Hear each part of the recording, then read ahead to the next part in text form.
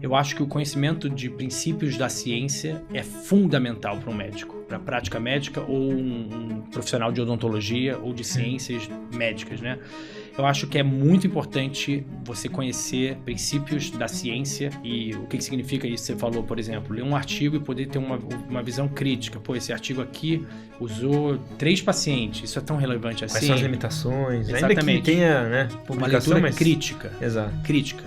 Eu aprendi uma ferramenta que é a pesquisa e desenvolvimento de produto. Estou treinando todos os dias, né? E isso que eu posso entregar para o mundo, que possa ajudar outras pessoas, inspirar outras pessoas a fazer o mesmo, a criar um produto. Não tem um produto que você gostaria que existisse, que pode ajudar a curar a vida de alguém, melhorar uma doença, etc. Vai lá e cria, se der, entendeu? E se eu tiver algum microgrão nisso, eu vou ficar muito feliz já.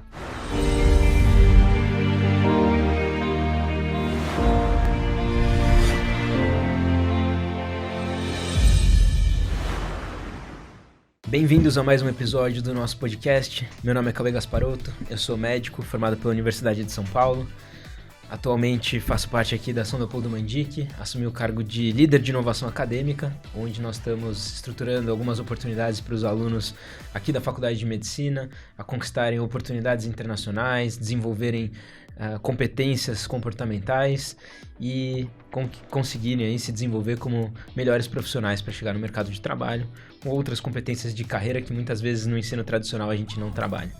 Esse podcast tem o intuito de trazer algumas referências da área da saúde, pessoas que atingiram resultados significativos nas suas carreiras, para compartilhar um pouco dos aprendizados, dos ensinamentos, os erros que cometeram ao longo da jornada, e para que sirva aí de exemplo, motivação para vocês que estão assistindo a gente aqui hoje.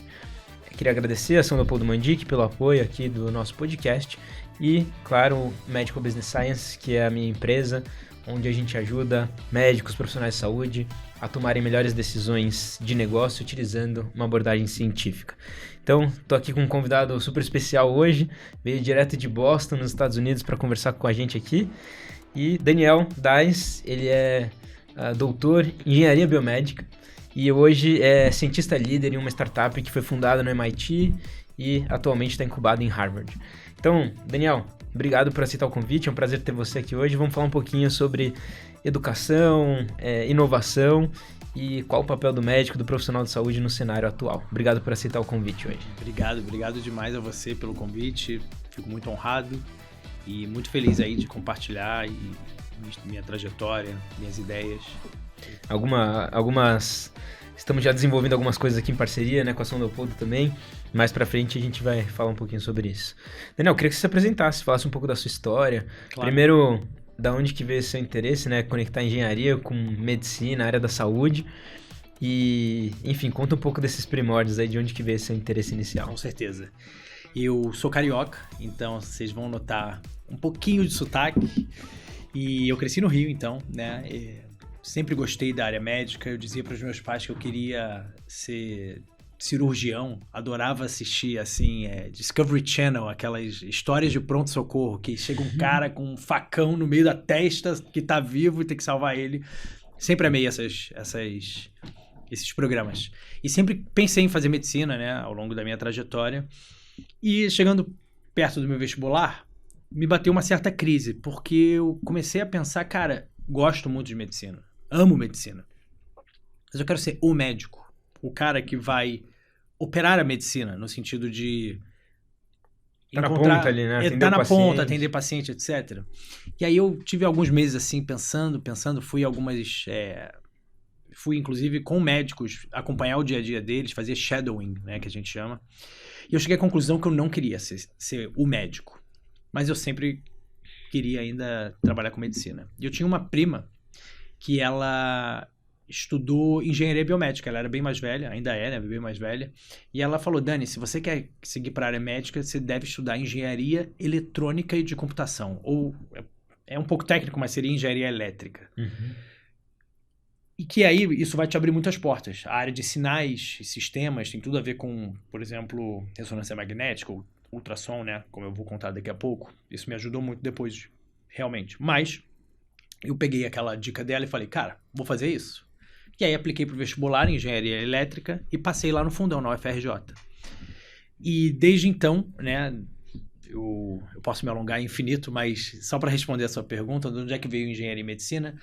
Eu estudei engenharia elétrica, né, no fundão, engenharia eletrônica de computação, para ser mais exato, e tive interações com iniciação científica na área médica, né, durante a minha trajetória, e decidi fazer o meu mestrado e doutorado em engenharia biomédica. Então foi essa a história, né, de que de alguma maneira eu alio, né, a medicina e a engenharia junto, como se fosse uma coisa só. Perfeito. Uma outra coisa que a gente vai discutir aqui hoje é bastante essa parte científica, né? Acho que vai ser legal pra gente discutir esses temas com quem acompanha aqui, porque eu acredito que é um tema extremamente relevante que, infelizmente, às vezes no Brasil não é explorado tanto quanto deveria, na minha opinião. Isso em várias áreas, né? Não só na medicina, mas também no mundo dos negócios e em outras áreas. Sim. E eu queria puxar esse gancho, você falou um pouco, né, você acabou unindo medicina com engenharia, e quando que veio essa ideia de ir para fora do Brasil? Porque essa é outra coisa que, às vezes, a gente não é muito exposto durante a nossa formação. De onde que veio esse seu interesse de ir para fora? Muito boa pergunta. Então, a área que eu queria estudar, que é a engenharia biomédica, naquela época, ou seja, pessoal, eu sou um pouquinho velho, tá? Eu fiz vestibular em 2009, e comecei a faculdade em 2010. Naquela época, né, onde a engenharia biomédica ela ainda estava se desenvolvendo e ainda está se desenvolvendo no Brasil. Eu acho que hoje em dia a gente tem um cenário muito melhor. Eu venho sabendo, através dos meus trabalhos, né, muita gente entrando em contato comigo de várias regiões do Brasil com iniciativas na área de engenharia biomédica. Só que naquela época eu não sabia de nada disso. Então eu olhei para fora. Eu falei, cara, eu vou buscar então os melhores lugares que eu posso aplicar. Eu sou judeu, então eu sempre escutei falar de uma universidade que tem em Israel, que é chamada do MIT do Oriente, que se chama Technion Institute of Technology. E eu apliquei, né? Eu falei, cara, sabe de uma coisa? Vambora. Durante a faculdade? No finalzinho, o último ano. Falei, apliquei porque esses processos demoram um ano, né? Apliquei e passei. Pra quê? Pra engenharia biomédica, pra fazer o mestrado em engenharia biomédica. E aí foi quando uma vez que eu passei, me mudei pra lá. Você já sabia falar? Não, hebraico. Hebraico, não. Eu sabia um pouquinho, porque eu estudei em escola judaica, eu sabia o abecedário, vamos dizer assim. Só que eu tive que estudar muito. As minhas aulas eram em hebraico lá. Então eu Penou um pouco. Penei bastante, né? Mas eventualmente, depois de um ano assim de aulas, então eu fiz neuroanatomia, fisiologia, tudo em hebraico, assim. Caraca. Era assim, umas palavras que eu nunca mais vou usar na vida. Mas, enfim, tipo, falar alvéolo em hebraico. Tipo, pra que eu vou... Enfim. Então, eu fui pra lá, né? E fui estudar engenharia biomédica, meu mestrado, e num laboratório que trabalhava, e ainda trabalha, né? Muito forte com imagens médicas e terapias avançadas que usam métodos de imagem. Que foi eventualmente a gente vai falar um pouco das minhas pesquisas, mas foi o meu fio condutor. Eu trabalhei muito com ultrassom ao longo do mestrado e do doutorado.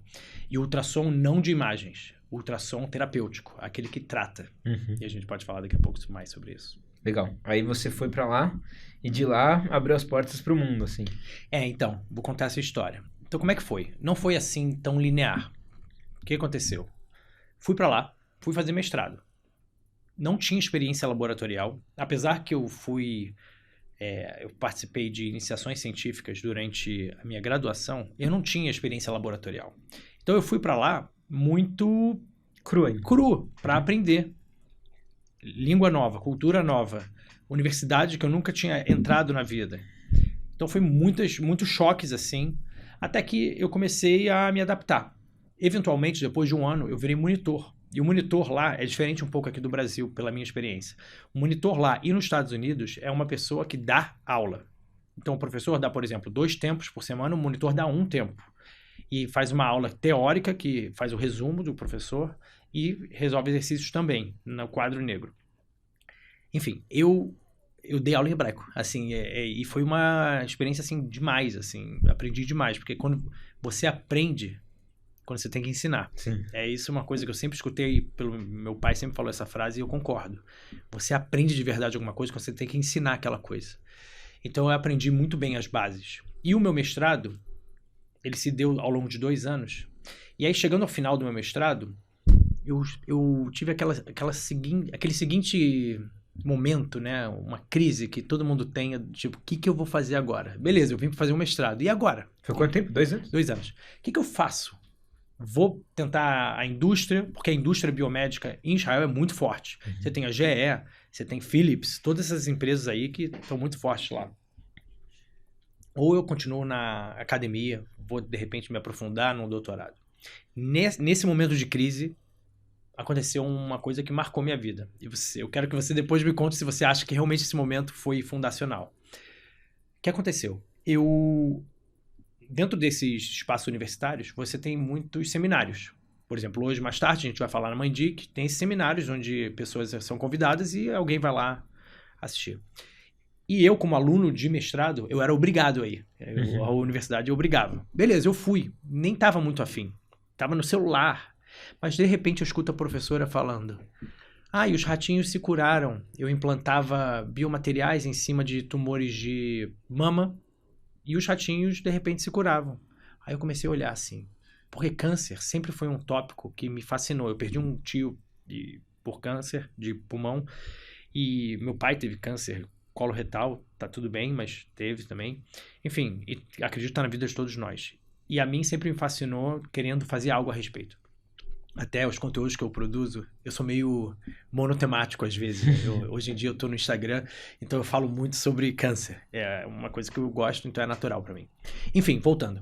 E eu fiquei fascinado pelaquela palestra.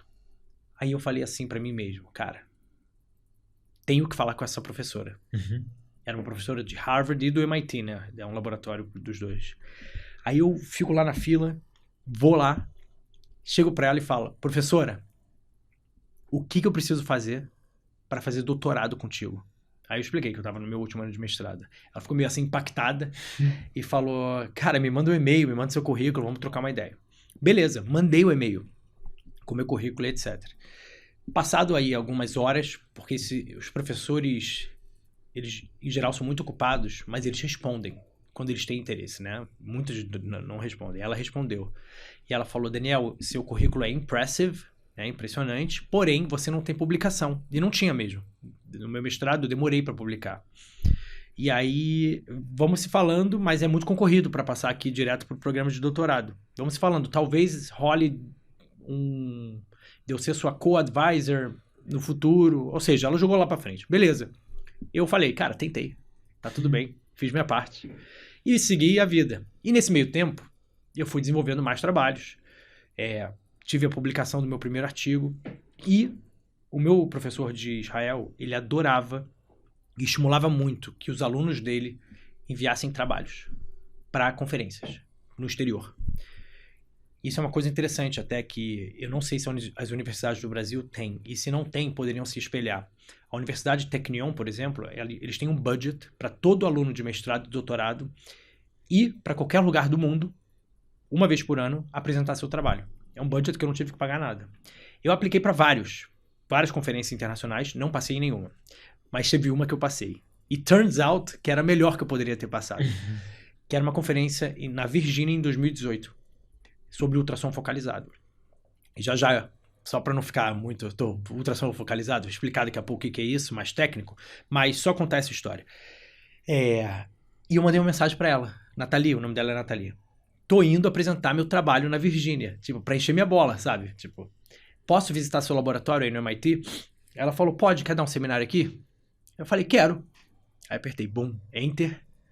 Aí fiquei tenso. Tipo assim, fudeu, agora já foi. Não sei se posso falar palavrão. Ferrou. Vou ter que apresentar um seminário no MIT. Eu, que sou um aluno de mestrado de uma área completamente diferente da dela. Ela trabalha com biomateriais, etc. E câncer. E eu trabalhava com imagens médicas, cérebro é um pouco diferente. Falei: bora. Cara, fiz uma apresentação. Treinei ela, não tô zoando, não tô brincando, umas 60 vezes. Coitados dos meus amigos, da minha família, dos meus irmãos, minha esposa. Apresentei para ele uma apresentação de 30 minutos sobre a minha pesquisa, que já, naquele momento, já estava publicada, a primeira, né? E fui. Cara, um dos dias mais tensos da minha vida. Cheguei lá, apresentei. Eles se amarraram. E eu fui preparado, né? Eu fui na minha mochila com uma pilha de artigos que ela tinha publicado, todos sublinhados, todos, assim, grifados, para depois, que foi o que aconteceu, eu sentar com ela, que nem a gente está sentado aqui, eu tirar da minha mochila, mostrar para ela, olha só o que eu pensei da gente fazer como projeto de doutorado em colaboração. Porque ela mesma deu essa ideia, se você lembrar, naquela primeira interação. E foi ali que ela topou ser minha orientadora do doutorado, co-orientadora. Então eu continuaria com o meu orientador do mestrado lá do Technion, e ela seria minha co-orientadora de Harvard e MIT. Eu queria fazer um parênteses aí, porque acho que esse seu ponto da história é muito bom. Uma vez eu tive uma conversa, inclusive já gravei um podcast com esse professor aqui, professor de Stanford, chamado Robson Capasso. Foi um mentor para mim, assim, desde a faculdade, desde que eu comecei a minha primeira empresa lá atrás, ainda durante a faculdade. E ele me disse uma vez isso, que é exatamente o que você está falando. Nós, quando a gente precisa de alguma oportunidade, assim, principalmente com pessoas que são muito compromissadas e tem muitas outras pessoas demandando delas, a gente precisa ser um ativo para essas pessoas, né? Como nós podemos ser pessoas que realmente vão contribuir para o que a outra pessoa está fazendo? Porque eu vejo muita gente interessada em conseguir uma oportunidade internacional, conseguir um intercâmbio, até oportunidade para fazer pesquisa. Mas as pessoas se preocupam um pouco em virar a chavinha para isso. Tipo assim, como é que eu vou provar para outra pessoa que eu vou ser, dentre todas as outras que estão aqui, querendo a mesma oportunidade que eu, vou ser a pessoa que vai mais contribuir para o que a outra pessoa tem de objetivos. E quando você faz isso, né, grifou, leu todos os trabalhos dela, você demonstra já que você tem um interesse que provavelmente a maior parte dos alunos não mostrou isso pra ela ainda. Claro. Você chega lá, lendo todos os artigos que ela publicou nos últimos anos, com uma descrição do que você acha que dá pra fazer melhor. Assim, esse cara, ele tá dando sangue aqui, com certeza ele vai me ajudar a ir pro próximo nível aqui. Concordo. Então eu acho que esse é um dos melhores caminhos pra quem tá buscando uma oportunidade. Eu sempre falo isso pros alunos. Conheci uma menina há alguns anos atrás também, né, na outra empresa que eu tinha, que exatamente isso. Ela foi para Harvard agora, justamente porque ela conheceu uma professora, mandando um e-mail para ela falando que leu todos os artigos dela e falando onde tinha oportunidade para fazer diferente de acordo com as pesquisas que ela tinha feito no Brasil. Muito legal. E aí a professora recebeu ela, estava ainda na faculdade, 3º ou 4º ano de faculdade de medicina. Demais. E exatamente isso, cara, se demonstra interesse, né? E ela meio que também propôs um teste, né? Assim, quando ela me chama para dar um seminário, ela quer ver o quão sério eu tô. Exato. Você quer mesmo? Então vem. Eu fui. E acho que é importante a gente parar para pensar nisso, porque muitas vezes a gente fica com tanto medo que a gente fica travado, né? Exato. A gente não é para mim, não dá, não vou conseguir. Eu entendo, eu tava com medo. Não é porque eu fiz, é que eu sou um Buda, que tô ali no topo do Tibete, tranquilo. Não. Ansiedade, nervosismo. Só que existe um benefício de você bancar isso e de ir até o final. Que a gente vai contar daqui a pouco. Mas isso mudou a minha vida. Eu me mudei de Israel para Boston durante o meu doutorado, para terminar o meu doutorado. E essa mesma professora, já estou dando um spoiler do futuro, ela me chamou para ser o cientista líder da startup que ela cofundou. Hoje em dia, é a startup que eu trabalho. Foi cofundada por essa professora. Mudou completamente os rumos da minha vida. Que foi não deixar o medo travar 100% a pessoa, né? Isso acontece. A minha primeira empresa foi exatamente assim. Tava ouvindo uma palestra de um professor do MIT, tava lá em Boston, e eu lembro da minha cabeça falando, puta, esse cara nunca vai me dar bola, mas vou tentar já que eu tô aqui. E fui falar com ele. Ele tinha fundado um grupo chamado MIT Hacking Medicine, em 2011, que era um dos grupos mais avançados nessa área de desenvolvimento de tecnologia e negócios na área médica lá nos Estados Unidos. Só pra você ter uma ideia, eles já criaram mais de 50 startups de saúde no grupo. Ele foi investidor de uma empresa que foi vendida pra Amazon por $1 bilhão. Caraca. Então, assim, o cara era super influente, dando uma aula sobre desenvolvimento de tecnologia. Eu falei, quero trabalhar com isso no Brasil. A gente tem espaço pra fazer isso também. E aí fui falar com ele, cara. Eu nunca esperava que ele fosse me responder. Além dele me responder, de me passar o e-mail dele, ele ainda falou, cara, meus filhos não conhecem o Brasil. Eu acho que pode ser muito interessante. A gente nunca foi pro Brasil, porque o MIT Hacking Medicine já tinha feito eventos ao redor do mundo. Eu nunca tinha ido pra América do Sul. Falou, cara, acho que vai ser legal. Eu vou te apresentar o pessoal aqui no MIT, você fica com a gente uns meses e depois você traz pro Brasil a metodologia. Que legal, hein? E foi aí que a gente fundei minha primeira empresa, lá em 2020. 20. Cara, mas só porque eu levantei a bunda da cadeira e fui falar com o cara. É aquele momento, né? Exatamente isso, cara. E eu tava com muito medo do cara nem me responder. Eu falei, quem sou eu na fila do pão pra falar com esse cara? Exatamente. Me abriu todas as portas, conheci o pessoal do MIT, fiquei com ele 6 meses e depois fizemos a ponte pro Brasil. Muito legal, cara. Um evento gigante no HC, foi em 2020 isso. Mas, quantas pessoas tinham? Cara, foram um pouco mais de 1.200 pessoas. Demais. E 3 dias de evento. 4 colegas meus do MIT foram pro Brasil para me ajudar a organizar. Meu professor de Harvard veio como palestrante. Que demais. Esse professor de Stanford que eu citei também foi como palestrante. Muito legal. Então, cara, foi sensacional, assim. E só aconteceu porque eu fui lá e falei, não. É isso. O máximo que vai acontecer, eu vou ficar envergonhado e não vou querer não vou querer mais passar perto desse cara na faculdade. Cara, você sabe, eu tava numa palestra faz 1 mês e meio com o professor Robert Langer. Ele é o cientista mais citado na história. Ele é o professor mais conhecido na história, ganhou todos os prêmios, só não ganhou o prêmio Nobel ainda. Ele inventou, provavelmente, algum produto que toca o seu corpo hoje em dia, em algum momento da tua vida. Ele é demais. Ele é um professor emérito do MIT. Ele ainda dá aula. O laboratório dele tem centenas de pessoas. Você manda um e-mail para ele, alguém, e muitas vezes é ele mesmo, te responde em até 6 minutos. Caraca. Para você ver como que, às vezes, a gente cria um monstro. Ele tá ali no Olimpo. Cara, ele tá a 1 e-mail de distância, entendeu? A pessoa tá 1 e-mail de uma fala de distância. Então, eu acho muito importante a gente tocar nessas histórias, porque eu acho que isso mostra que, claro que existe muita gente que se sente no Olimpo e não vai te responder. Isso com certeza existe.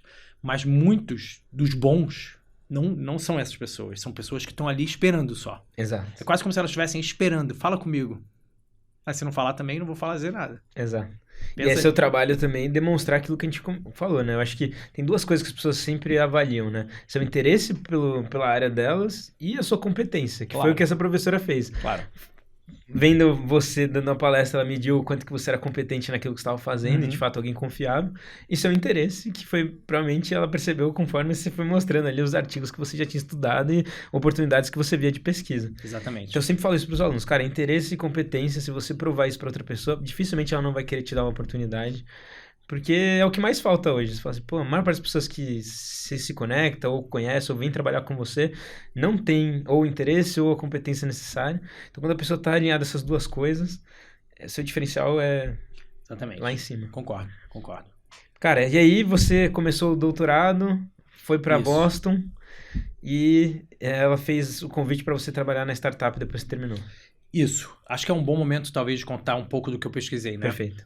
Então, durante o meu mestrado, eu trabalhei muito com uma técnica chamada ultrassom focalizado. O que é ultrassom? Ultrassom são ondas de som, só que de alta frequência. Os médicos vão saber o que eu estou falando. São ondas de som acima de 20 kHz, que é uma medida de frequência. O que significa isso? Significa que você não consegue ouvir, porque é muito agudo, né? Vamos dizer assim. E tudo bem.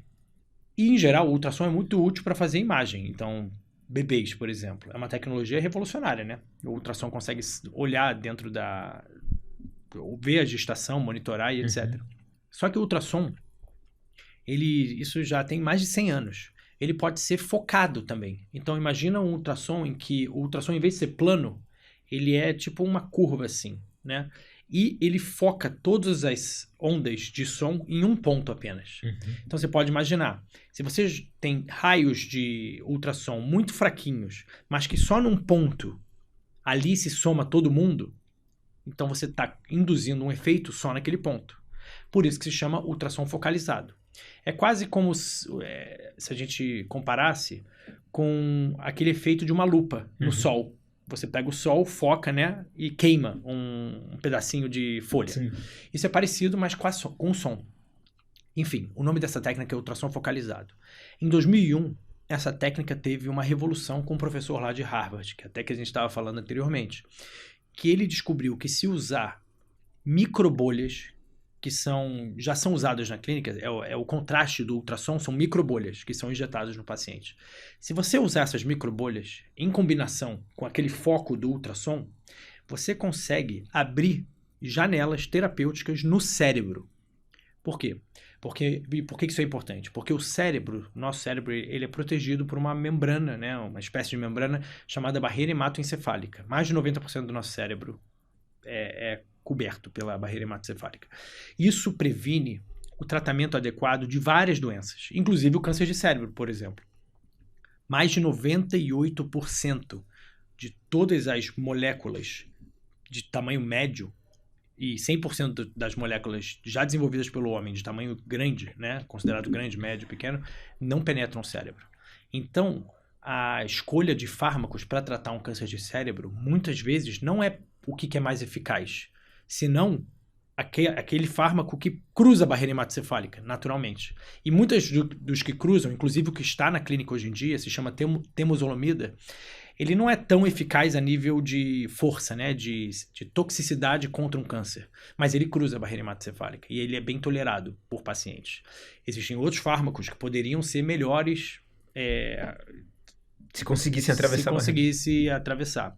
Enfim, e usando essa técnica, ou seja, apontando aquele foco da nossa lupa de som, do ultrassom focalizado, em regiões do cérebro onde tem microbolhas passando na vasculatura, é possível abrir espaços de maneira temporária na barreira hematoencefálica ali. Então você pode fazer essa terapia enquanto tem um fármaco rodando na corrente sanguínea. Aquele fármaco vai cruzar para dentro do tumor. Você aumenta a acumulação de fármacos dentro daquele tumor. E no meu mestrado, e principalmente durante o meu doutorado, eu usei essa técnica de ultrassom focalizado para estudar o tratamento e o monitoramento de tumores sólidos, entre eles o glioblastoma, que é esse tumor cerebral mais comum em adultos maligno de cérebro, e o melanoma na pele, melanoma avançado, que é quando o melanoma já atinge níveis que são de muito difícil tratamento. E aí o primeiro projeto foi esse no cérebro, onde a gente trabalhou com umas nanopartículas que foram desenvolvidas por um colaborador nosso, até publicou na revista Nature Materials, para quem conhece, que é uma revista assim impressionantemente boa. O fator de impacto há 2 anos era 76, assim, o que significa que qualquer artigo que é publicado ali é citado em média 76 vezes, é um número gigantesco. A gente pegou aquelas nanopartículas e combinou com essa terapia de ultrassom em camundongos para estudar a acumulação daquelas nanopartículas dentro do cérebro. E a gente fez vários testes, fez a terapia, foi muito legal. E a gente conseguiu provar, e publicou esse artigo, que as nanopartículas entram muito bem e elas são muito fáceis, elas são visíveis de maneira muito fácil, né, usando técnicas de fluorescência. Esse foi o meu primeiro projeto. O segundo projeto foi na área do melanoma. Se você lembrar, o meu laboratório lá de Israel trabalhava muito com essa área de ultrassom, ressonância magnética, e o laboratório da Nathalie, essa professora, era biomateriais e oncologia, né? E biologia. Então, o meu segundo projeto foi na área de melanoma. E não sei se você sabe, mas o melanoma, pacientes de melanoma avançado, até 2011, 50% desses pacientes faleciam em até 9 meses. E aí você vai me perguntar, beleza, o que aconteceu em 2011? Porque não é mais essa estatística. E realmente não é. Em 2011, a gente teve a primeira imunoterapia aprovada para melanoma, que foi o inibidor de checkpoint, né? Anti-PD-1 em inglês, né? Que é o Programmed Death 1, que é uma proteína que as células do tumor expressam, que se liga à proteína receptora nas células imunes, e dizem para as células imunes, não me ataque. É como se elas estivessem se fingindo de células normais. Uhum. E aí as células imunes não atacam as células do tumor. E o professor Jim Allison, ele ganhou o prêmio Nobel, by the way. Ele desenvolveu essas moléculas que previnem essa ligação.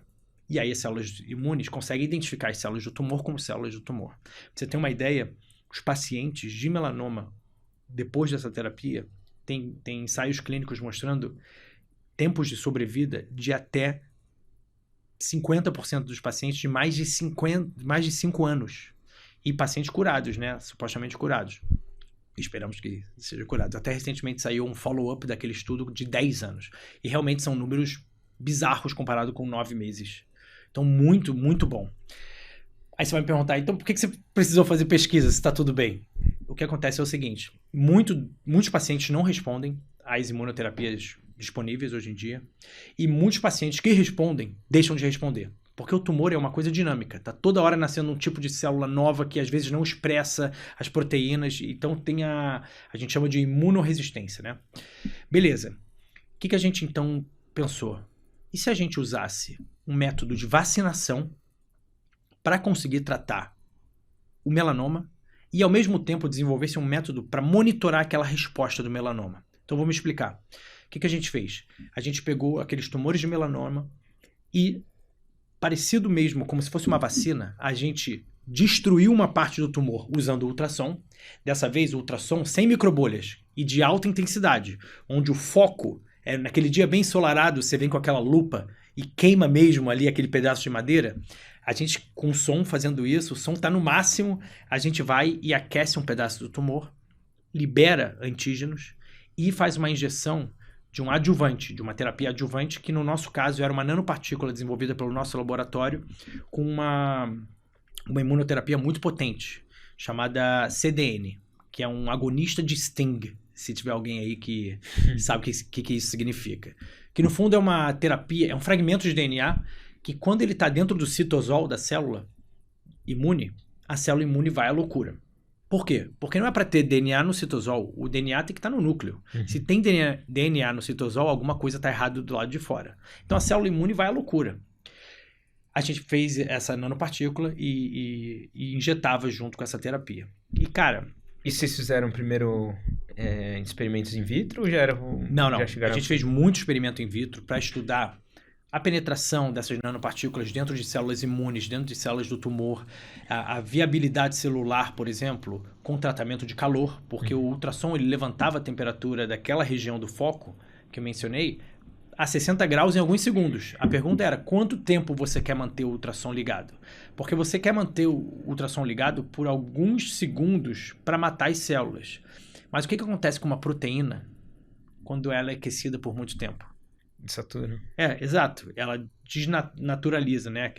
E aí o que isso pode levar? Você, em vez de estar liberando antígenos, está liberando nada. Porque aquilo não é usável pelo sistema imune. Entendi. Então você tem que ligar o ultrassom por tempo suficiente para matar as células sem queimar as proteínas, né? Enfim. Então a gente fazia essa combinação nos ratinhos e muitos experimentos in vitro antes, mas já estou avançando para o resto da pesquisa. E foi impressionante porque a gente viu que esse método de vacinação gerou uma resposta universal. Então, os ratinhos que foram tratados, todos se curaram. E quando a gente reinjetou o tumor 60 dias depois, o mesmo tumor do qual eles foram curados, a gente viu que mais de 70% rejeitou aquele tumor. A ideia é mostrar o efeito de vacina, né? Quando você vacina... Você deixa ele imune a... Exatamente, como se ele estivesse imune ao próprio tumor. Essa área está bombando hoje em dia, que é uma área de vacinação personalizada, né? Se chama In Situ Cancer Vaccine Method, né? Que tá nos Estados Unidos aí, várias pesquisas estão saindo em relação a isso. Se usa muito raio-x também, por exemplo. Já foi para a área de...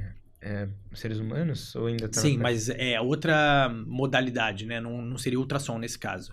Nosso grupo foi o primeiro a mostrar com ultrassom, mas já tem muita gente trabalhando com radiação ionizante como método de liberar antígeno, somado com alguns outros adjuvantes. Né? Legal.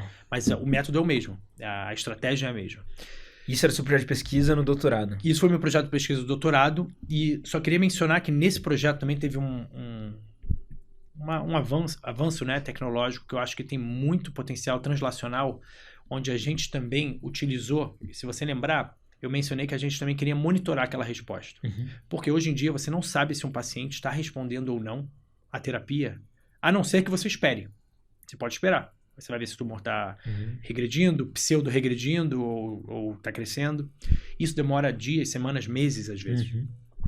A gente queria melhorar isso também. Então, o que a gente fez? A gente utilizou uma tecnologia que foi desenvolvida lá no nosso laboratório também, de microagulhas. E o que é microagulhas? Tem muito na dermatologia, né, na cosmética, essa ideia. Mas as microagulhas que eu estou falando são tipo adesivos com literalmente microagulhas de 600 microns, né, cada pontinha, que penetram na camada superficial da epiderme. E é o que acontece. Quando quando essa microagulha é aplicada, cada agulhinha absorve biomarcadores que estão no líquido que permeia a nossa pele. E aí você coleta aquela microagulha e faz uma análise super sensível, né? A gente colaborou com um laboratório lá de Harvard, do professor David Walt, que é o pioneiro dessa área no mundo, né? Ele fundou a Illumina e fundou, por exemplo, outras companhias assim de sucesso. E eles leram pra gente, né, os biomarcadores, e baseado nos biomarcadores a gente conseguiu inferir se aqueles ratinhos se curaram ou não. Porque a gente via, né? A gente tinha o resultado. Você tinha os grupos controle, você tinha o grupo de combinação e você tinha todo mundo aplicado com as microagulhas e os biomarcadores. Então, vocês acharam alguns que correlacionavam. Exatamente, porque a gente viu que biomarcadores poderiam ser, sim, um indicador de que aquele camundongo estaria ou não respondendo à terapia. E o potencial translacional disso é gigante, porque isso pode ser feito de maneira indolor e no futuro, potencialmente também para prevenir ou detectar recidiva de tumor, né? Porque o tumor, em geral, ele é removido sempre que possível. Mas, por exemplo, você quer saber se aquela região pode estar sofrendo modificações ao longo do tempo que precedem realmente a evidência de um tumor. Você pode talvez coletar isso usando essa metodologia. E esses foram os projetos principais do meu doutorado. E chegando ao final do meu doutorado, me para, porque senão eu vou continuar. Não, tá bom. Beleza. E chegando ao projeto final, chegando ao final do meu doutorado, a minha professora, né, a Nathalie, ela virou para mim e falou: Daniel, o que você vai fazer depois do doutorado? Aí eu virei para ela e falei assim: Nathalie, o que eu vou fazer depois do doutorado? que você... Fala você. Fala você, o que eu vou fazer depois do doutorado? Ela falou: cara, então, eu cofundei essa empresa e tem um colega meu que já trabalhava na empresa, hoje em dia ele é o CEO da empresa, que também fez o doutorado com a Nathalie, um pouco antes de mim. E ela falou: cara, essa empresa é uma empresa onde a gente está desenvolvendo um biomaterial, que é um biomaterial pulverizável, ou seja, você pode esprear ele, quase como se fosse uma tinta de parede, só que a nossa parede são os órgãos internos. Então a gente usa um catéter, onde a gente pode esprear esse material em cima de órgãos internos, e o material instantaneamente forma uma capa protetora e adesiva, bioadesiva e biocompatível, que é uma tecnologia super difícil de desenvolver. Para você ter uma ideia, essa tecnologia foi desenvolvida por mais de 7 anos no laboratório dela. São múltiplas patentes, uma família de mais de 10 artigos. E eu integrei, acabando meu doutorado, a Biodevec, que é essa startup, como cientista líder.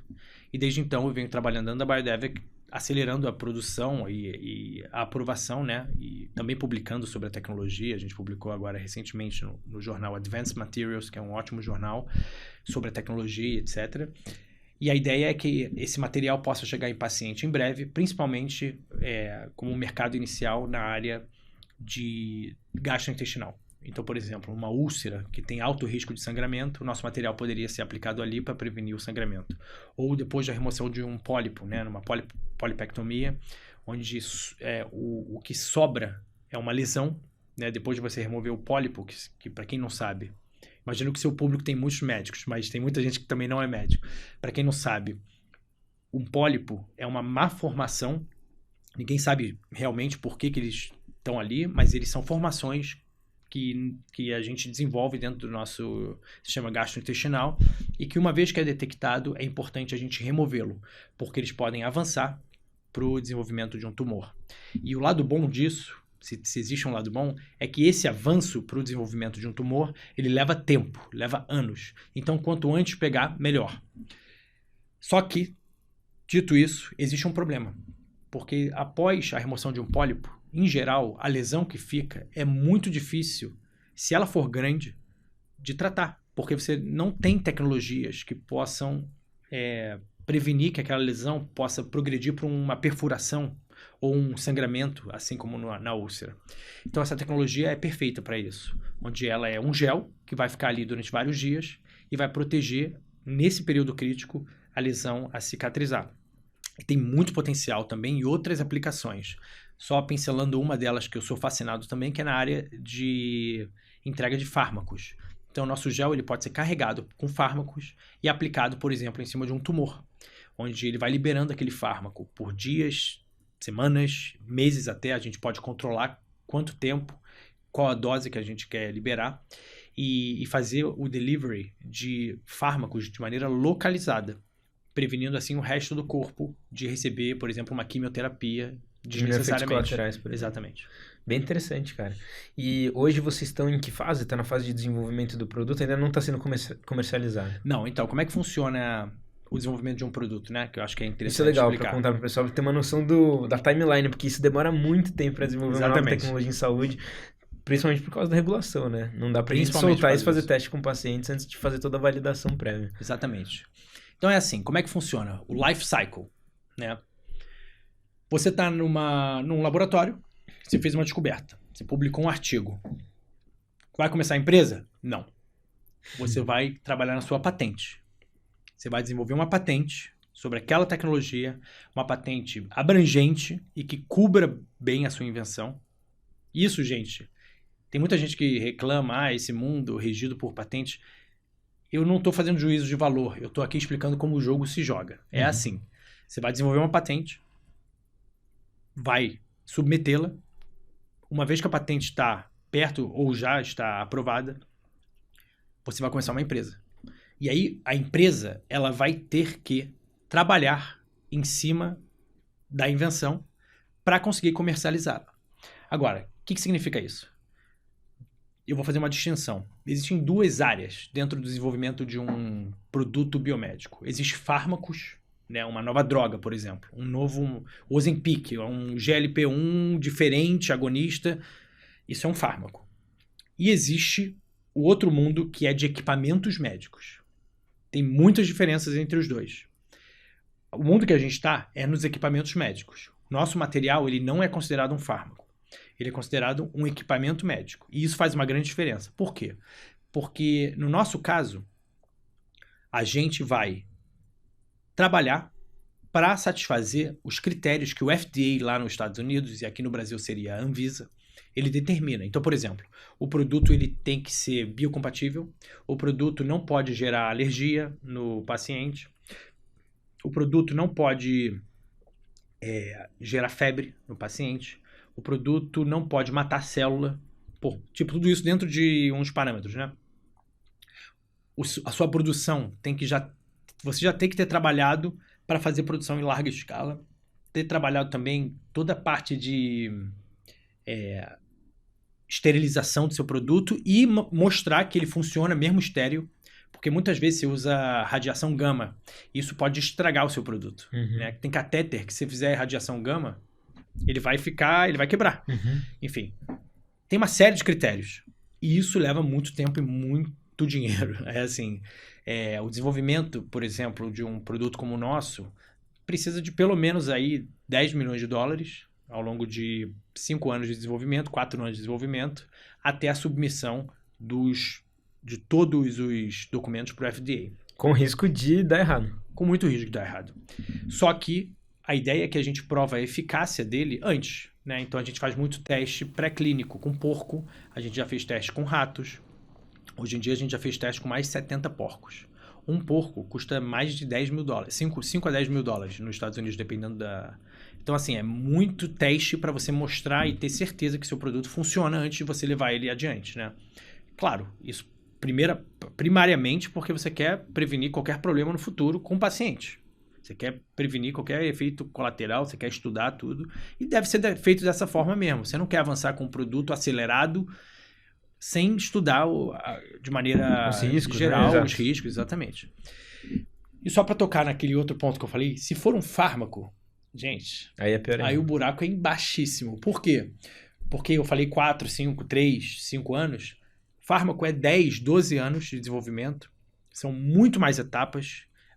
E custa aí, em média, saiu um artigo recente no jornal Lancet, estimando, né, que o custo mínimo é em torno de 150 milhões de dólares. 150? 150 milhões de dólares. Isso se você não tiver nenhum percalço. Então, se você tentou um ensaio clínico, deu errado, você vai ter que repetir, mudar, né, voltar para algumas etapas para trás e repetir. Isso pode chegar facilmente a 900 milhões de dólares. Isso é um fármaco. Para um fármaco. Para um fármaco. E ainda tem muita gente dizendo, eu recebo muitos comentários nas redes sociais, falando da indústria farmacêutica. Ah, Daniel, a indústria farmacêutica só quer o lucro, não quer liberar a cura, as medicações. A indústria farmacêutica quer manter a população doente. Eu falo assim, galera, vamos olhar pura matemática. Se você coloca 900 milhões de dólares, 500 milhões de dólares numa droga que não funciona, ou ela funciona, e você não quer vendê-la depois, qual é a lógica?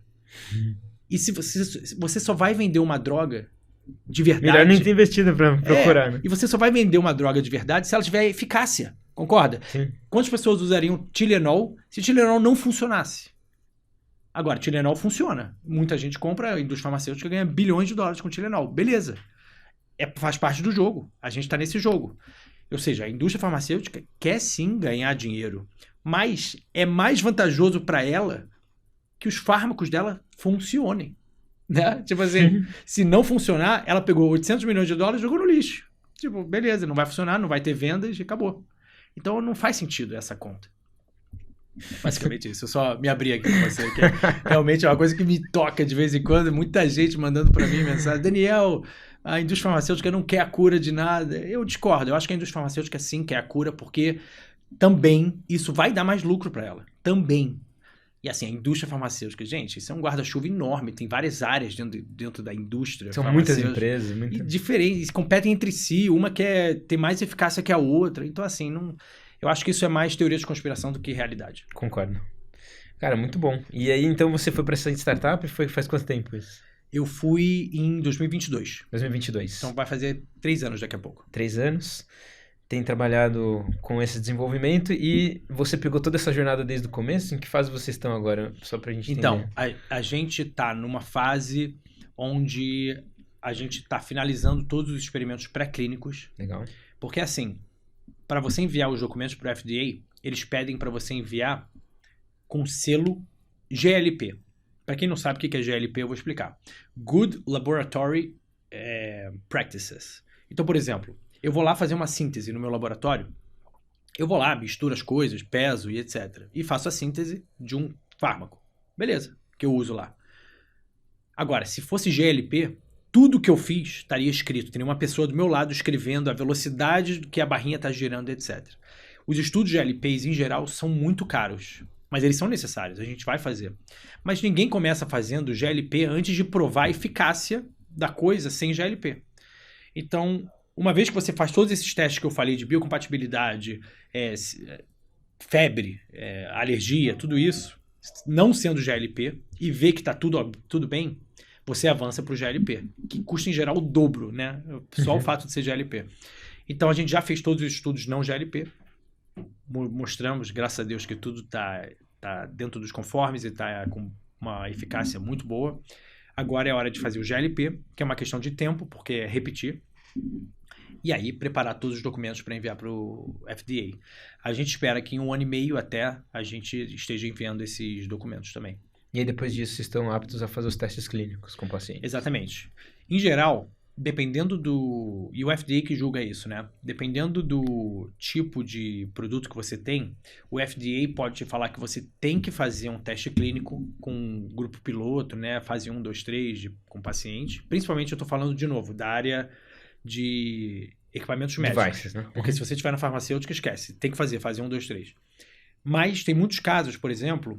que eu acho que vai ser o nosso caso, onde a gente usa um produto que já está aprovado no mercado e mostra que o nosso produto é igual, e realmente é igual em vários quesitos.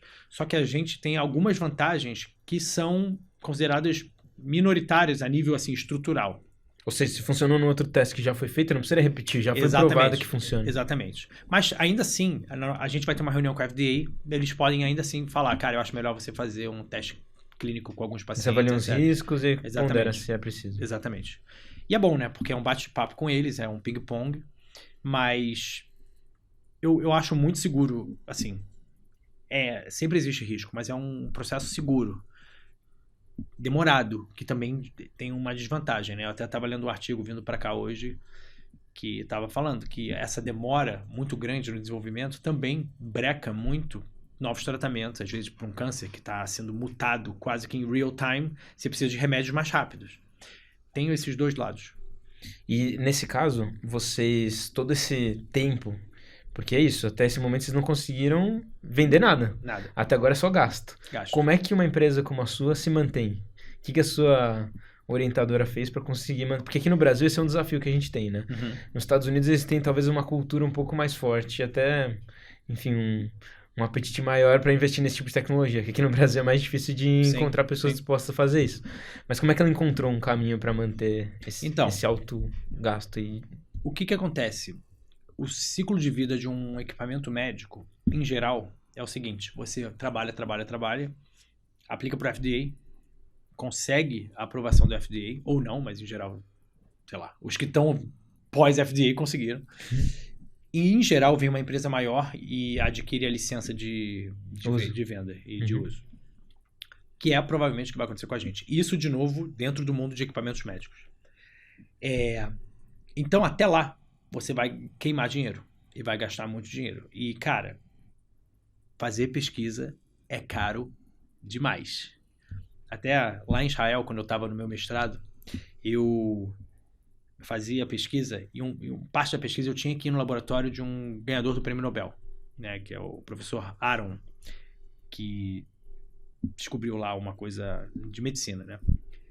Em 2001, eu acho, ou 2003. Enfim, o laboratório dele era demais, assim, vista pra praia, era um prédio assim, frente à praia.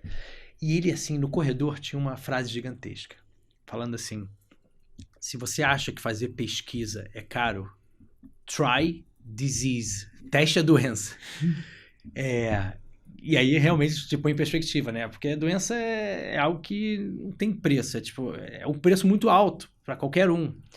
Então realmente coloca em perspectiva. Sim, é caro fazer pesquisa. Em parte por isso também que se cobra muito caro fármacos e equipamentos. Mas mais caro que você não ter a pesquisa. Exatamente. Né? Então é muito caro, mas eu acho que ainda assim é importante.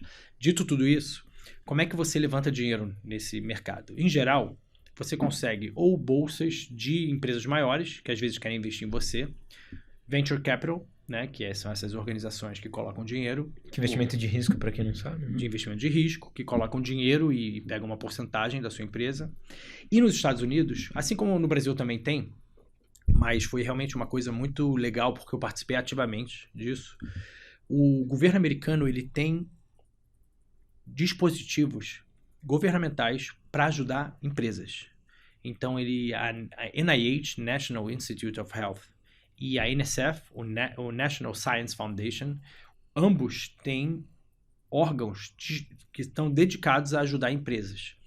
E as empresas podem aplicar para eles. E eu participei. Eu escrevi um texto que ganhou $2 milhões esse ano. É um grant. É um grant. Um grant da NIH que ganhou $2 milhões. Quando a gente ganhou,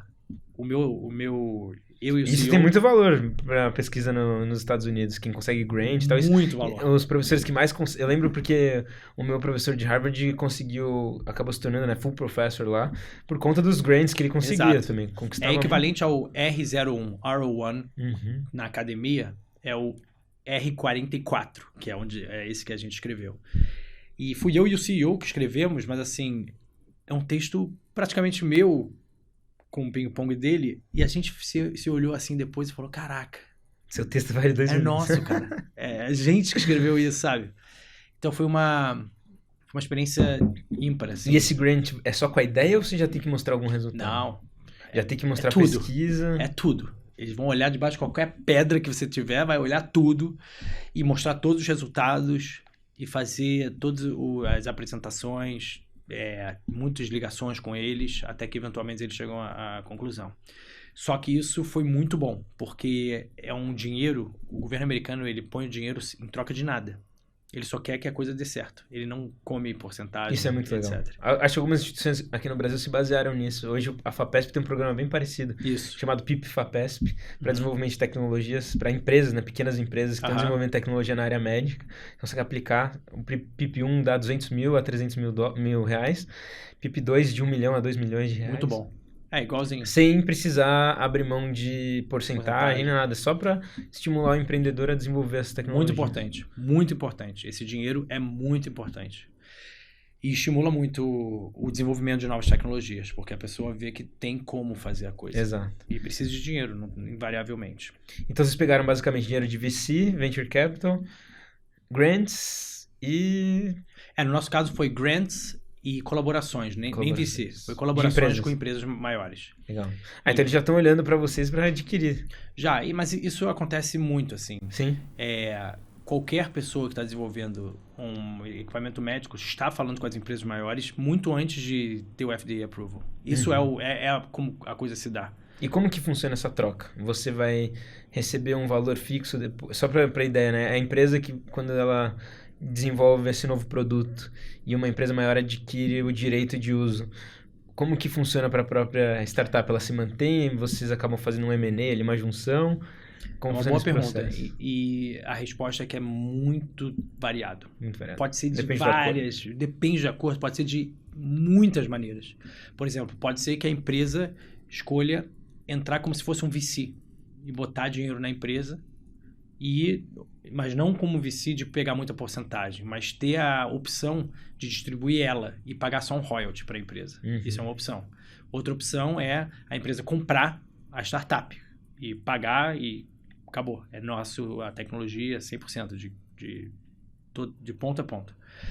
E tem N outras maneiras, assim, é muito variado mesmo. Depende do empreendedor, da outra empresa. Muito. Vai ser uma questão de... Exato, de negociação. negociação. Negociação e interesse, né, mútuo das duas empresas.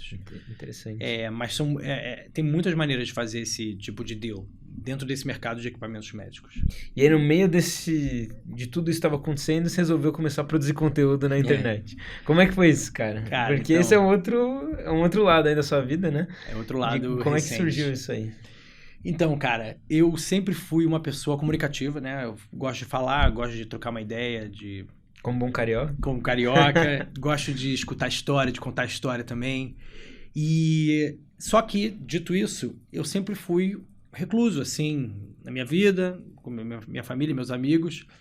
Eu sempre participei de movimentos, como eu mencionei, eu sou judeu, de movimentos judaicos não formais, onde eu sempre fiz muitas atividades com jovens, de ensino e de debate, etc., que também me tornou uma pessoa melhor no sentido da comunicação. Mas, beleza, recluso, tô vivendo aí minha vida, tô aqui em Harvard, blá, blá, blá. Ok. Chega-se em abril deste ano, que é quando tem a Brasil Conference, né, que é uma conferência que acontece, um congresso que acontece no MIT e em Harvard. E eu tenho amigos em comuns que, inclusive, me chamaram e a minha esposa para ir na conferência pela primeira vez. A gente está quase 5 anos em Boston, nunca tinha ido. E esse ano, uma amiga em comum, que era organizadora, falou, você tem que ir, cara. Como assim você nunca foi, etc. Vai, beleza, vamos.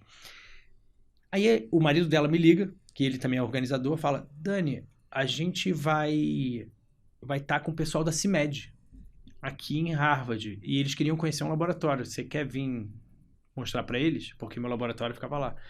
Aí eu falei, claro. Aí, no dia seguinte, eu mostrei o laboratório para eles. E foi demais. Assim, foi uma visita muito legal, uma turma muito grande, inclusive o Zeca estava na comitiva. Que é o diretor de inovação aqui na São Leopoldo. Exatamente, que é o diretor de inovação da São Leopoldo. Foi assim que eu conheci o Zeca. E, ao final, o João Adib, que é o CEO da CIMED, ele tira uma foto comigo e pede meu Instagram. E eu falo, João, cara, é fechado o meu Instagram. Aí todo mundo começa a rir. E eu falo, caraca, eu tinha que abrir esse Instagram. Aí eu até fiz ali um esforço, falei até com a Carla também, a irmã do João. Ela até depois contou isso nos stories dela, né? Essa história cômica. E eu abri. E ali foi uma sensação que eu tive de tipo, beleza, vamos ver. Vou ter que começar agora. Vamos lá. E aí o que aconteceu? A história não terminou ainda. É tipo assim, é quase como 2 raios caem no mesmo lugar. Eu tô andando com a comitiva da CIMED e a gente tá andando ali pro Harvard Business School, andando ali no campus. Não é que a gente esbarra com o Luciano Huck. Mentira. A gente esbarra com o Luciano Huck e o João vira pro Luciano e fala, pô, Luciano, você tem que ir lá com o Daniel, ele tá fazendo uma coisa incrível, porque eu fiz uma demonstração do nosso hidrogel, do nosso material lá pro pessoal da CIMED. Aí o Luciano Huck falou assim, Daniel, tu me espera 10 minutos, terminar de gravar aqui, eu vou contigo? Aí eu falei, claro, Luciano, claro. E aí eu fui lá com o Luciano, e o Luciano me filmou 2 minutos dos stories dele, falando pra câmera e mostrando todo o laboratório, etc. E foi muito legal. E essas 2 interações, esses 2 raios que caíram na minha vida do nada, a gente trocou muita ideia também offline, né? E foi muito bom porque eu senti um estímulo muito grande por parte deles, né? O Eric Shibata também, da CIMED, que eu tenho que publicar mais. E que isso pode ajudar muito mais gente. O fato de eu estar exposto a esse ambiente de inovação, tecnologia, biotecnologia, que é único no mundo, fica em Boston, e que isso pode ajudar muita gente no Brasil. E eu achei aquilo ressonou, sabe, comigo. Fez, cara, é verdade. E desde então, cara, eu venho compartilhando cada vez mais, mostrado meu dia a dia e mostrado biotecnologias que eu acho que vão revolucionar o amanhã. E já estão revolucionando hoje em dia. E fazendo alertas também a perigos de coisas que a gente não sabe. Então, ontem eu lancei um vídeo sobre microplásticos. Quem ainda não assistiu, vai lá. Depois eu vou até pedir, deixa seu Instagram aí pra galera que não conhece. Meu Instagram é Daniel, meu nome, Dahis, meu sobrenome, D-A-H-I-S. A gente deixa na tela pra galera. A gente deixa na tela. E... segue lá, galera, vocês vão curtir aí. Pra quem gosta desse tema, pô, muito legal. Sempre os conteúdos divertidos também se acabam misturando, né? Essa parte do conteúdo sério com uma parte mais de... É que eu sou assim, sabe? Eu faço piada, ao mesmo tempo eu falo sério sou eu. Sua autenticidade tá aí, né? Eu não preciso me mudar muito, sabe? Legal. Faço piada com meus amigos também, igualzinho. Você vai ver a pessoa que tá falando na tela é a pessoa que tá com os amigos ali na resenha. Como o carioca gosta de falar. Cara, que legal, muito bom. E você chegou a ter algum receio sobre essa parte de abrir Instagram? Porque a gente no meio científico e até no meio médico, eu, pelo menos quando eu comecei meu canal, eu lembro que eu tinha medo, assim, era até uma barreira minha. Pô, esses caras do YouTube, não dá pra confiar, muito charlatão, vai virar coach, já ouvi de tudo, eu acho, cara. Eu não sei se você chegou em algum momento a pensar sobre isso, porque às vezes a gente se limita a esse julgamento alheio de pessoas que não estão no mesmo mundo, e até colegas, né, que não entendem a importância, por exemplo, dessa parte de comunicação. É uma boa pergunta. Como é que você lidou com isso? Muito boa pergunta. Então, cara, é engraçado, você sabe que é engraçado porque... os meus colegas lá de Harvard e de outras universidades, que eu tenho amigos por vários lugares do mundo, todo mundo super animado. E me dá mó incentivo. É mesmo? Que legal, cara. Muito. Acha que é fenomenal fazer isso, porque isso realmente... pode aumentar o acesso ao conhecimento. Isso. Pega coisas que estão dentro das universidades, que 99% das vezes não saem, e que são úteis às vezes de sair, e traduz de maneira mais simples. Então é óbvio que eu também sempre tive meus preconceitos e etc. Mas eu evito dar muita atenção para essa galera. Eu penso assim, cara, eu vou fazer o meu. Eu sei que eu não sou charlatão, pelo menos até... tô baseando em evidência, tô lendo artigo, eu tô falando de ciência. A não ser que eu seja, mas eu acho que eu não sou e não quero ser, nunca serei. Sempre vou me pautar pela ciência, pela evidência. E eu vou fazer o meu, sabe? Vou entregar o que eu posso fazer em relação a isso. Então, eu olho esse pessoal, esses pseudocientistas que às vezes falam coisas, ou pseudomédicos também, que falam coisas, eu chamo de pseudo propositalmente, eles podem até ser médicos, mas eles falam coisas que são irresponsáveis e pode causar danos à vida das pessoas. E eu olho como não ser, o que não fazer. Sabe? A gente vive numa era, infelizmente, né, onde o algoritmo do Instagram, etc., ele bonifica a discórdia, o conflito. Hoje em dia, cara, minha postura é evitar um pouco ficar em conflito com outras pessoas, vou fazer o meu e vou entregar a ciência de qualidade. Vou entregar o que eu fui treinado. Eu sou treinado, eu aprendi uma ferramenta que é a pesquisa. E desenvolvimento de produto, estou treinando todos os dias, né? E isso que eu posso entregar para o mundo, que possa ajudar outras pessoas, inspirar outras pessoas a fazer o mesmo, a criar um produto. Não tem um produto que você gostaria que existisse, que pode ajudar a curar a vida de alguém, melhorar uma doença, etc. Vai lá e cria, se der, entendeu? Uhum. E se eu tiver algum microgrão nisso, eu vou ficar muito feliz já. Muito bom. E aí, considerando, né, que a gente vai falar agora com os alunos aqui da Ação do Povo do Mandique, você veio até, estamos aqui em Campinas hoje, o Daniel veio direto dos Estados Unidos, vai participar de uma palestra, de um programa que a gente está montando aqui na faculdade, para justamente ensinar os alunos sobre isso, sobre o que a gente tem visto de inovações e tendências no mercado médico. O que você deixa de mensagem para quem está hoje na faculdade ou indo para o mercado de trabalho, com essa visão, assim, da medicina do futuro? Você deixaria uma mensagem para a galera que está assistindo aqui? Deixo sim. Vou até olhar para a câmera para falar essa Boa. mensagem. Então, pessoal, eu, baseado nas coisas que eu venho vendo, né, dentro da pesquisa científica e dentro da área médica, existem muitas e muitas tecnologias que estão vindo aí que vão chacoalhar e revolucionar a prática médica e a medicina. Tanto no diagnóstico quanto no tratamento de doenças. De N doenças. Então, tem muitas áreas que eu acho que os médicos, estudantes de hoje, eles já podem entrar em contato para que amanhã eles estejam aptos a exercer uma medicina melhor. Então, essa é a ideia desse programa de medicina do futuro, onde a gente vai tratar com profissionais e futuros profissionais todos esses hot topics, né, que estão sendo aí elencados por várias pesquisas e áreas de desenvolvimento, como, por exemplo, o desenvolvimento de terapias focadas no microbioma humano. O microbioma é a nossa flora intestinal, a interação entre as nossas bactérias.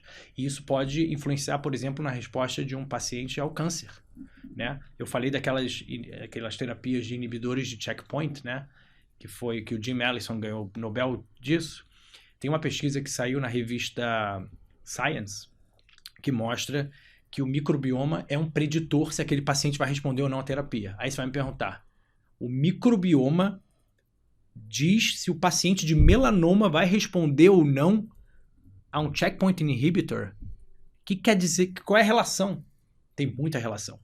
Porque o microbioma, ele libera fragmentos, né, no nosso corpo que podem ser pró-estimulatórios, pró-inflamatórios, anti-inflamatórios. Tudo isso modifica a relação do nosso sistema imune com o tumor.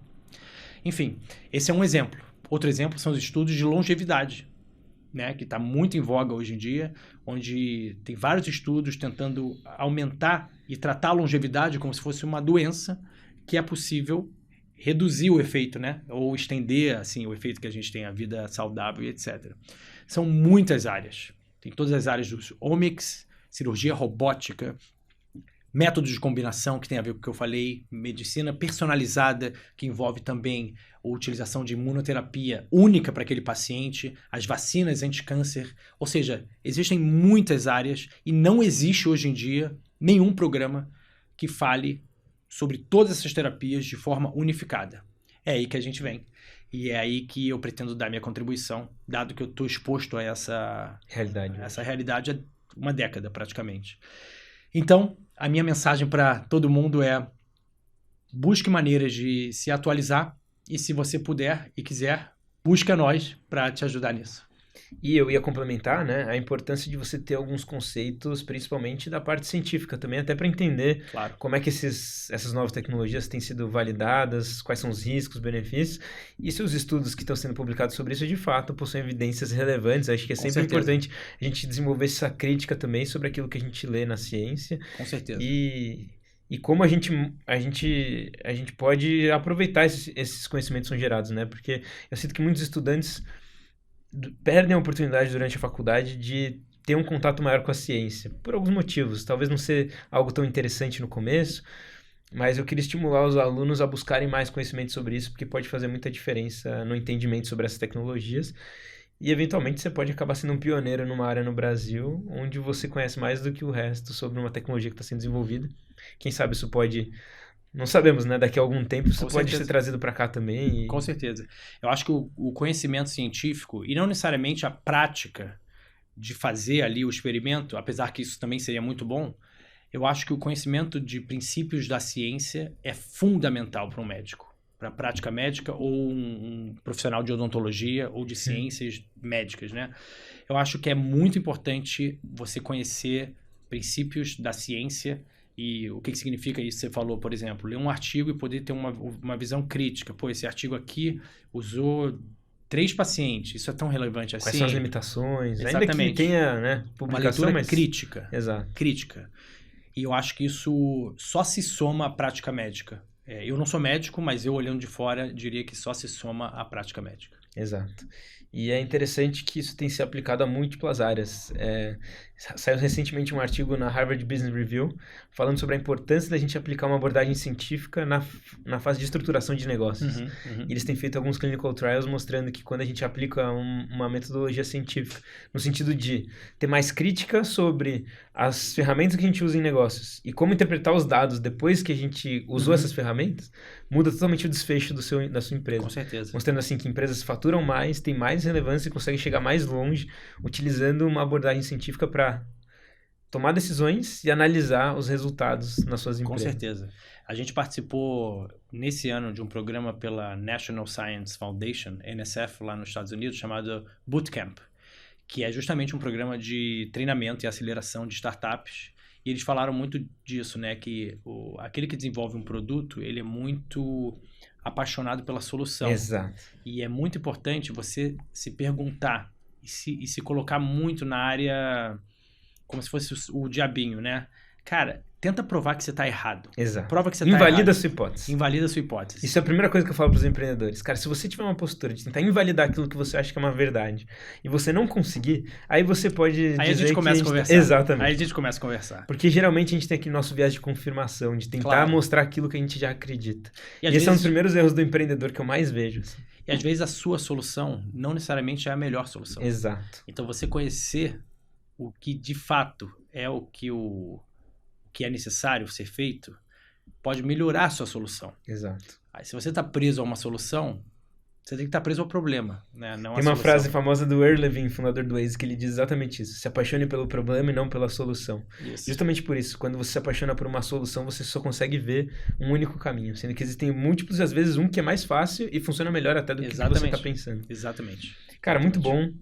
Acho que esse papo foi sensacional. Daria pra gente estender isso por muito mais tempo. 2 dias de podcast. Antes de finalizar, eu sempre peço uma indicação de livro, filme, série, algum material cultural que você acha que vale a pena. Pode ter a ver com o que a gente tá falando, pode não ter, mas que você acha que pode ser interessante pra galera que tá acompanhando. Então, pessoal, eu vou indicar um livro e uma série. Legal. Então, o livro que eu vou indicar é um livro que tem o título em inglês, né? Que é Does Coffee Cause Cancer? Ou seja, a pergunta é, café causa câncer? Que é um livro excelente, onde ele fala sobre pesquisas de uma maneira lúdica, pesquisas que fundaram mitos que a gente tem por aí. Uma delas é que o café causa câncer, ou que o chocolate amargo pode ser útil para cognição, ou que o sal faz bem, tem vários. E a vitamina C e o resfriado. Excelente livro, recomendo para todo mundo ler. E a série, ela tá no Netflix, é uma série que saiu esse ano com o Bill Gates, chamada What's Next? O que verá a seguir? Que é uma série que fala muito do impacto da inteligência artificial no nosso mundo, hoje e amanhã, inclusive dentro da medicina. Então, todos aqueles que estão interessados em conhecer a medicina do futuro, eu acho que é muito bom ver essa série também, porque ela vai ajudar a ganhar alguns, como a gente fala em inglês, um glimpse, um pequeno fragmento do que pode ser que vai vir a seguir. Muito bom. Cara, adoro isso, porque são materiais que cada vez mais a gente tem disponibilidade, tem acesso, e eu acredito muito, é uma coisa que eu estimo, eu acho que hoje no Brasil a gente tem pouco essa cultura de buscar conhecimento nos livros, e é uma coisa que eu sempre tento estimular, porque tem muita informação hoje publicada de pessoas geniais que escreveram suas histórias, seus aprendizados em livros e tá lá, totalmente disponível para você aprender, consumir. E, infelizmente no Brasil muitas vezes a gente só ignora tudo isso. Então sempre peço essas indicações para isso, estimular a galera a ler, buscar mais conhecimento sobre isso. E obrigado, Daniel, por ter topado. Eu que agradeço, muito bom. Queria agradecer vocês que estão assistindo, todo mundo que ficou até o final. Se lembrar de se inscrever aqui no canal, deixar seus comentários, indicar convidados que vocês tenham interesse que eu trouxesse aqui para conversar com vocês. E, obviamente, faço convite também para se juntar ao nosso grupo aqui do MBS, para quem tem interesse em empreender, desenvolver inovações, tecnologias dentro do mercado da saúde, baseado em evidência científica, né? Uma das coisas que eu falo, a gente é contra os VCs, aqui as pessoas que usam vozes da cabeça, como não VC, mas vozes da cabeça. A galera que se baseia em vozes da cabeça para tomar decisão é uma das coisas que a gente fala contra aqui dentro da nossa comunidade. Se você é desse caminho que valoriza a ciência, valoriza a tomada de decisão baseada em evidências e tem interesse em começar seu próprio negócio dentro da área médica, eu te convido a conhecer aqui o MBS. Daniel, obrigado. Eu que agradeço, muito obrigado pelo convite. É isso aí, a gente se vê na próxima. Até semana que vem.